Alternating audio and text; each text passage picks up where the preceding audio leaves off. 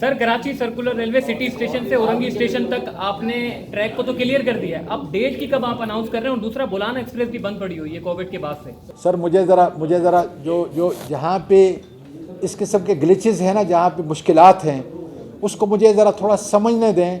जिस तरह मैंने कहा ना, मेरी कराची की आमद, ये आपकी अखबारें और आपका मीडिया इस बात का गवाह होगा कि मैंने कहा है कि नो टाइम, मतलब टाइम इतना नहीं जितना आप पीटीआई की हुकूमत और इमरान खान को नहीं दे रहे कि दो साल और 4 महीने में अभी जो एहतसाब कर रहे हैं, जिसने 30 साल 40 साल किया है उससे नहीं पूछना।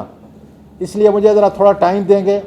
मैंने आपको कहा है कि 11 अरब सालाना से इंशाल्लाह 22 अरब से ज़्यादा बग़ैर नई वैगन लेने के, बग़ैर नई जो है वो कोचेज़ लेने के इंशाल्लाह ताला मैं फ्रेट को आगे ले जाऊंगा और कोचेज़ के अंदर जो है जो रेवेन्यू उसको इम्प्रूव करूंगा।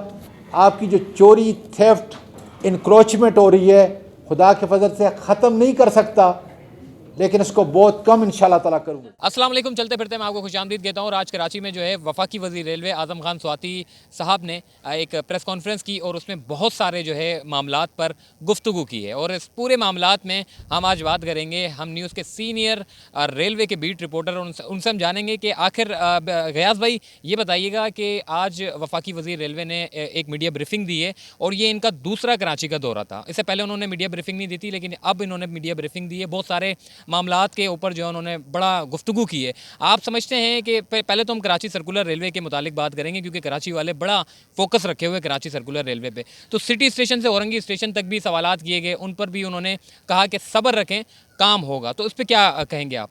मैं समझता हूं कि सबसे पहले सुप्रीम कोर्ट ऑफ पाकिस्तान ने इस बात का तयन कर दिया है कि सर्कुलर रेलवे चलेगी और ज़रूर चलेगी। अब ये कब चलेगी, तो आज पहली मिनिस्टर की ब्रीफिंग थी तो सवालात बहुत ज़्यादा थे, जवाबात हमें कम मिले, लेकिन एक बात तो तय हो गई कि सर्कुलर रेलवे चलेगी। दूसरा, आज उन्होंने जो अनाउंसमेंट की, बड़ी अनाउंसमेंट मैं समझता हूँ पाकिस्तान रेलवे के लिए एक बड़ी अनाउंसमेंट करके गए हैं, वो ये है कि अफ़गान ट्रांजिट अगर चल जाता है, क्योंकि ये एक रूट पाकिस्तान के पास मौजूद है जो कि यूरोप और ख़ास तौर पर पाकिस्तान को टच करता है, और ख़ास तौर पर जो हमारा एशिया पैसिफिक रीजन है उसमें अगर फ्रेट हमारी चल जाती है तो ये रेलवे के लिए एक समझ लें गोल्डन चांस होगा, एक सुनहरी मौका होगा जिसे वो रेलवे अवेल करेगा। और अगर हमारा अफगानिस्तान के साथ मुआहदा हो जाता है तो इसकी नवीद उन्होंने सुनाई है कि हमारे पास एग्रीमेंट प्लान मौजूद है, हमारी तमाम बातचीत हो चुकी है।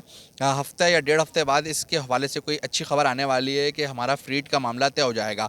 तो ये एक बड़ा सब्जेक्ट हमें नज़र आ रहा है। अच्छा, ख़ास अनाउंसमेंट उन्होंने की कि फ्रेट को बढ़ाने की बात की है। फ्रेट बढ़ता इसी सूरत में है कि जब हम तिजारत अगर किसी मुल्क के साथ करते हैं, इंडिया हमारा पड़ोसी मुल्क है, हालांकि तिजारती मामला हमारे इतने अच्छे नहीं हैं इंडिया के साथ, लेकिन अगर ये बढ़ते हैं तो यकीनी तौर पे हमें फ़ायदा होगा, ईरान के साथ फ़ायदा होगा। फिर हमारा जो रूट चल रहा है ये उज़्बेकिस्तान का और अफ़गानिस्तान का, ये रूट हमारे पास बड़ा सपोर्टिंग है। किसी भी मुल्क के लिए बहुत शॉर्ट फॉर्मेट के तौर पर जो इस्तेमाल होता है, शॉर्टकट के तौर पर इस्तेमाल होता है, तो ये बड़ा बेनिफिट मिलने वाला है हमें। 11 अरब रुपये का इनका ये कहना था कि अब तक फ्रेट ट्रेन कमा रही है और 22 अरब रुपये इसको डबल करने की उन्होंने बात की। मैं समझता हूँ डबल नहीं, ये 3 गुना हो सकता है। उसका रीज़न यही है कि अगर हमारे पास रूट प्लान अच्छा आ जाए और हमारे पास अगर तिजारत का सिलसिला शुरू हो जाए।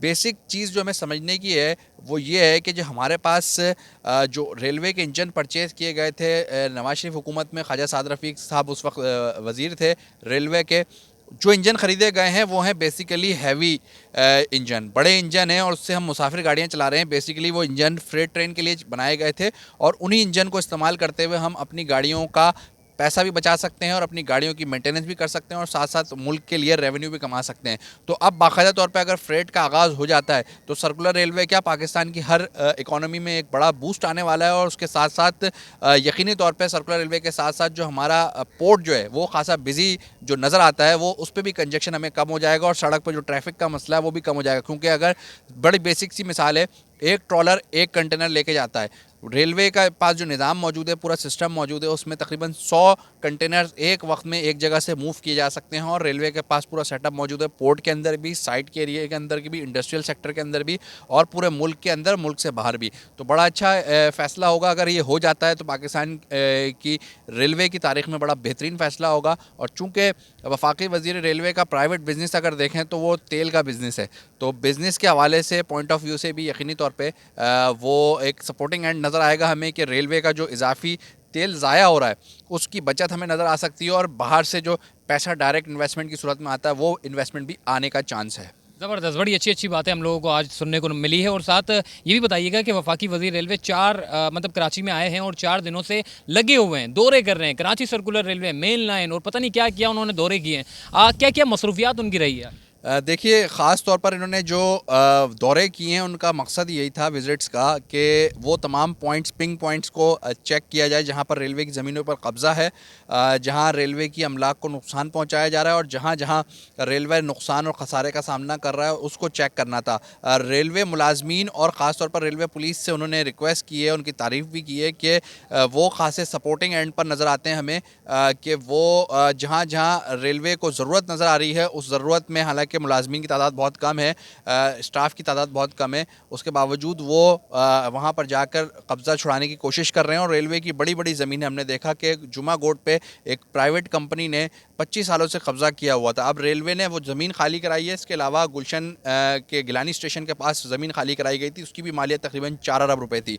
तो ये ज़मीनें अगर खाली होती हैं उसके बाद बाकायदा तौर पर वहाँ बिज़नेस या कोई काम थर्ड पार्टी कॉन्ट्रैक्ट के थ्रू भी स्टार्ट होता है, तो यकीनी तौर पर इसका रेवेन्यू पाकिस्तान रेलवे को आएगा और जो बराह रास्त रेलवे इंडस्ट्री और रेलवे के मुलाजमीन के लिए फ़ायदेमंद होगा। अच्छा, वज़ीर मेंशन में माड़ीपुर का रोड है, वो बड़ी हैवी ट्रैफिक वहाँ पर चलती है और उन्होंने ये भी कहा है कि हम इसको मार्शलिंग यार्ड का दर्जा देंगे ताकि लोग जो है ये ट्रैफिक ख़त्म हो और इससे हमारा पाकिस्तान रेलवे तरक्की करे और रेवेन्यू भी जो है जनरेट होता रहे। कोरंगी की अगर बात करें तो कोरंगी में भी ट्रैक मौजूद है, हर जगह इंडस्ट्रियल एरियाज़ में हमारे ट्रैक मौजूद है। अब उसको आप समझते हैं कि वफाकी वज़ीर की आज की बातों से जो है वो क्या अब जो है हमारी जो ट्रेन है, फ्रेट ट्रेन, वो इलाके वाइज भी चलती रहेगी? यकीनी तौर पे उम्मीद अच्छी की रखनी चाहिए और मस्बत तासुर देना चाहिए। पूरी दुनिया का ये दस्तूर है कि अपने मस्बत पहलुओं को हम लोग उजागर करते हैं, तो हमारी भी कोशिश यही होनी चाहिए कि पाकिस्तान का पॉजिटिव इमेज दिखाया जाए और पॉजिटिव इमेज नज़र आ रहा है, बेहतरी की तरफ नज़र आ रहा है। तो इसी हवाले से जो हमारे पास जो हम बात करते हैं, अंग्रेज़ ने जो लाइन बिछाई थी वो पूरा सिस्टम बिछाया था, तो अंग्रेज़ ने सिस्टम सिर्फ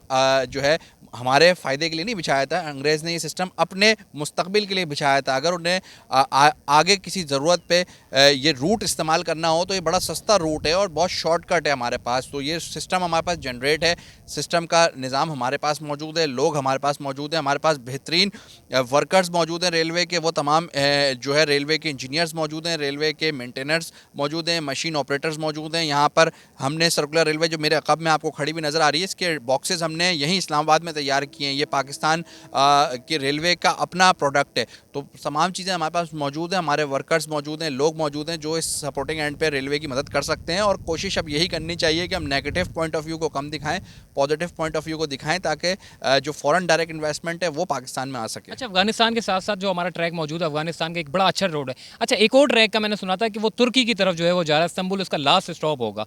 तो इससे भी तुर्की और पाकिस्तान के रिलेशनशिप और हमारी जो ट्रेड सिस्टम है वो बड़ा ही ज़बरदस्त अच्छा हो जाएगा। इसके मुतालिक कोई अपडेट? देखिए, मैंने आपको बताया ना, जो अफ़गान ट्रांजिट ट्रेड का जो रूट है वो बेसिकली रूट हमारा बनता है उज़्बेकिस्तान से अफ़गानिस्तान, फिर तुर्की और फिर जो किर्गिज़स्तान, तमाम जो बॉर्डर है हमारा, ये जो रशिया के टूटे हुए हिस्से हैं वो तमाम बॉर्डर्स हमारा रूट फ्रेट ट्रेन के ज़रिए कवर करता है। पहले भी माजी में यहाँ ट्रेन चलती रही है और अब दोबारा अगर चलती है तो यकीनी तौर पर हम किराए की मद में बहुत अच्छे पैसे इन्वेस्ट कर सकते हैं, बहुत अच्छे पैसे हमें मिल सकते हैं। क्योंकि अगर किसी मुल्क को, चाहे हम चाइना की अगर बात करें, चाइना की बहुत बड़ी ट्रेड इंडस्ट्री है, उस इंडस्ट्री को अगर हम सपोर्टिंग एंड पे व्हीकल के थ्रू नहीं बल्कि अब रेलवे के थ्रू अगर हम फ्रेट के ज़रिए उसको मूव करते हैं तो यकीनी तौर पे चाइना में बहुत अच्छे पैसे दे सकता है। दीगर ममालिक में अगर यूरोपियन कंट्रीज़ की अगर हम बात करें तो तुर्की एक ऐसा मुल्क है जो कि यूरोप के बॉर्डर पर दरमियान में मौजूद है। एक साइड पर तुर्की के एशिया पैसिफिक रीजन है और दूसरी साइड पर यूरोप मौजूद है। तो ये पूरा एक बॉर्डर पाकिस्तान के थ्रू चलता है, तो बड़ा बेनिफिट मिल सकता है इससे, अगर इसको साफ़ नियति से और अच्छी नीयत के साथ और कोशिश के साथ अगर इसको पाए तकमील तक पहुंचाया जाए तो मैं समझता हूं कि यकीनी तौर पर पाकिस्तान को बड़ा अच्छा बेनिफिट मिल सकता है। और इस वक्त ये क्रीम टाइम है क्योंकि इंडिया इस वक्त तमाम तर सूरत हाल में बांग्लादेश इंडिया लॉकडाउन पे है, तो हमारे पास ये रूट क्लियर करने का इससे अच्छा मौका नहीं है। क्योंकि अफ़गानिस्तान ट्रेड करनी हो या दीगर ममालिक करनी हो तो हमारे पास ये रूट मौजूद है जो कि तुर्की और अफ़गानिस्तान और चाइना तमाम ममालिक को बआसानी किया जा सकता है। ठीक हो गया। और ये भी बता दीजिएगा कि जो कराची सर्कुलर रेलवे जब चली है तो लोगों को पता चल रहा है कि फ़लाँ ज़मीन हमारी है, फ़लाँ ज़मीन हमारी है, पूरी पाकिस्तान रेलवे की ज़मीनों पर कब्जा है। उसके लिए क्या आप स्ट्रेटजी तैयार कर रहे हैं? ये सवाल हमने किया था मिनिस्टर साहब से कि जो कब्ज़ा 20-20 सालों से 25-25 सालों से बड़ी बड़ी कंपनीज करके बैठी हुई थी, बड़े बड़े इदारे करके बैठे हुए थे, उसका बेनिफिट रेलवे को कैसे मिलेगा। तो उसका बेनिफिट यकीनी तौर पर रेलवे को मिलना चाहिए। और यही है कि अगर कब्ज़ा खाली होता है तो पहले तो सपोर्टिंग एंड रेलवे को ये मिल रहा है कि उन्हें कोर्ट से कोई स्टे नहीं मिलना और उन्हें कोर्ट से रिजेक्शन ही होनी है उनकी एप्लीकेशन को, क्योंकि गैर कानूनी तौर पे ये कब्ज़ा किया गया था। अब रेलवे उसका दूसरा बंदोबस्त ये कर सकता है कि वो ज़मीनें जो खाली कराई जा रही हैं बड़ी मेहनत के बाद, उस पे जो भी उनका किराया बनता है 20 साल का 25 साल का, वो उस कंपनी और उस इदारे से वसूल करे, ताकि रेलवे के पास ये पैसा आए और रेलवे अपना पहिया, जो तरक्की का पहिया, उसको चला सके। वो पैसा यकीनी तौर पे इस्तेमाल होगा रेलवे की गाड़ियों की मरम्मत के लिए, वो पैसा इस्तेमाल होगा यकीनी तौर पर मुलाजमीन की तनख्वाहों के लिए, उनकी फलाह बहबूद के लिए और उनकी जगहों को मज़ीद असर नौ तामीर करने के लिए। ठीक हो गया। बहुत ज़बरदस्त, इतनी अच्छी बातें आप लोगों को सुनने को मिल रही हैं। पाकिस्तान रेलवेज़ के बारे में बड़ी मनफी जो है वो बातें सामने आ रही थी, इसलिए हमने गयास भाई को हकीकत जानने के लिए बुलाया था और कहा था कि आप ऐसी बात बताएं जो हकीकत पर मबनी है। और उन्होंने बड़ी तफसीली और बड़ी अच्छी आगाही आप लोगों को भी पहुँचाई है और मुझे भी पहुँचाई है। आज की जो वफाकी वज़ीर रेलवे की जो मिनिस्ट्री थी वो पूरी गठजोड़ कर बैठ चुकी है और कराची और पाकिस्तान के जो मामलात है वो अच्छे की तरफ जा रहे हैं। और इंशाअल्लाह पाकिस्तान रेलवेज़ ही रेवेन्यू जनरेट करेगा और ये जो पैसा है ये पाकिस्तान रेलवेज़ में लगेगा। और फिलहाल मुझे दीजिए इजाज़त, तब तक के लिए अल्लाह हाफ़िज़।